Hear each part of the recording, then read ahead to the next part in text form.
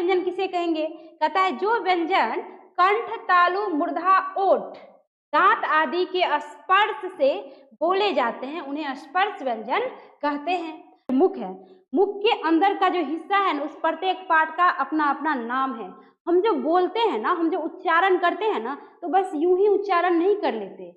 हम जो उच्चारण करते हैं तो स्पर्श होता है। मेरा कभी ओष्ठ से ओष्ठ स्पर्श होता है, कभी जीभ तालु में स्पर्श होता है, कभी मूर्धा में होता है, कभी दंत में होता है, और तब जाके हम शुद्ध शुद्ध उच्चारण कर पाते हैं बच्चों। तो आप आगे समझेंगे कि मूर्धा किसे कहेंगे, तालु किसे कहेंगे, है ना। मैं सब आगे समझाऊंगी। फिलहाल अभी ये समझिए कि स्पर्श मतलब क्या? छूना, किसी न किसी तरह हम छू के। हाँ, अब मान लीजिए हम बोलेंगे पापा, पापा, हम पापा बोलेंगे तो क्या, किस चीज को क्या छू रहा है? दोनों ओष्ठ एक दूसरे को स्पर्श कर रहा है, यानी छू रहा है, तब हम कहते हैं पापा। अब कहेंगे, मान लीजिए क्वेश्चन इस तरह आता है कि प का उच्चारण स्थान क्या होगा?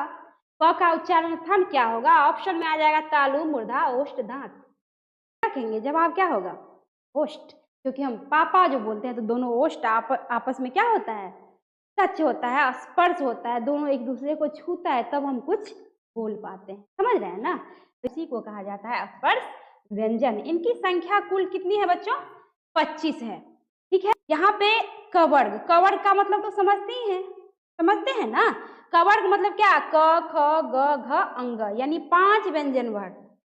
इसको इतना को हमको शॉर्टकट में बोलना हो तो हम सीधे कह सकते हैं कवर्ग। अब चवर्ग है तो चवर्ग में भी देख लीजिए ना, 1 2 3 4 5। इस पांचों को अगर हम जो है शॉर्टकट में बोलना है तो हम कहेंगे सीधे सीधे चवर्ग। तो समझ गए ना?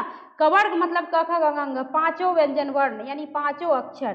चवर्ग मतलब 5 व्यंजन वर्ण यानी 5 अक्षर। ठीक है। अब हमको 25 पुराना है तो देख लीजिए 5 5 10, यहाँ 10 हो गया। आगे देखिए, देख लीजिए टवर्ग में भी 5 है, 15 हो गया। तवर्ग में भी 5 है, 20 हो गया। और पवर्ग में भी 5 है, कितना हो गया बच्चों? 25। यानी कहने का तात्पर्य यह कि कुल जो है स्पर्श व्यंजन की संख्या कितनी हो गई? 25 हो गई। इसको याद रखिएगा बच्चों।